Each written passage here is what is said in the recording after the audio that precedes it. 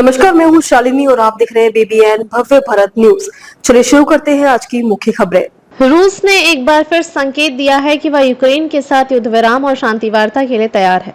हालांकि उसने यह भी स्पष्ट किया है कि किसी भी समझौते की पहली शर्त उसके रणनीतिक लक्ष्यों की पूर्ति है। क्रेमलिन के प्रवक्ता दमित्री पेस्कोव ने रविवार को दिए बयान में कहा कि राष्ट्रपति व्लादिमीर पुतिन की हमेशा से यही मंशा रही है कि यूक्रेन के साथ वार्ता जल्द से जल्द शांतिपूर्ण परिणाम पर पहुंचे। उन्होंने ये भी स्वीकार किया है कि यह एक लंबी और जटिल प्रक्रिया है जिसमें निरंतर प्रयास और सहमति की आवश्यकता है। पेस्कोव ने कहा, हमारे लिए सबसे महत्वपूर्ण बात हमारे घोषित लक्ष्यों को हासिल करना है। हमारे उद्देश्य पूरी तरह स्पष्ट है और हम उनके अनुसार ही आगे बढ़ेंगे। यह बयान ऐसे समय में सामने आया है जब अमेरिका के पूर्व राष्ट्रपति डोनाल्ड ट्रंप ने रूस को सख्त चेतावनी दी है। मीडिया रिपोर्टों के अनुसार ट्रंप ने रूस को 50 दिनों की समय सीमा दी है जिसमें युद्ध विराम पर सहमति न जताने पर कड़े प्रतिबंध लगाने की बात कही गई है। हालांकि रूस की स्थिति में कोई बड़ा बदलाव फिलहाल दिखाई नहीं दे रहा है। क्रेमलिन ने फिर से दोहराया कि किसी भी संभावित समझौते की पूर्व शर्त यूक्रेन द्वारा उन 4 क्षेत्रों से पूरी तरह हटना है जिन्हें रूस ने 2022 में अपने अधिकार क्षेत्र में शामिल किया था। इन क्षेत्रों पर रूस का दावा है, लेकिन वह आज तक उन्हें पूरी तरह नियंत्रित नहीं कर सका है। इसके अलावा रूस की यह भी मांग है कि यूक्रेन नाटो में शामिल होने के अपने इरादे को त्याग दे और अपनी सैन्य क्षमता को रूस द्वारा निर्धारित सीमाओं में बांध ले।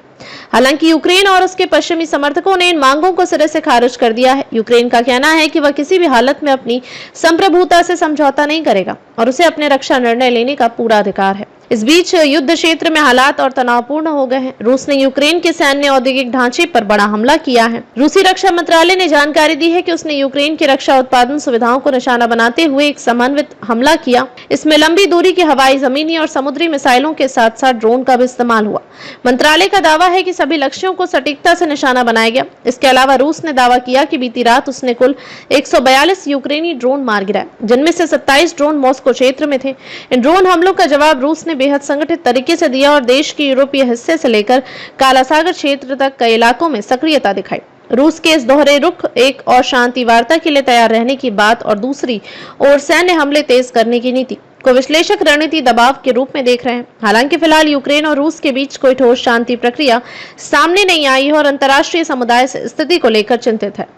तो अभी तक के लिए इतना ही। मैं शालिनी आपसे विदा लेती हूँ। अगली खबर में फिर मुलाकात होगी एक और खास खबर के साथ। तब तक के लिए बने रहिए BBN भव्य भारत न्यूज के साथ। नमस्कार।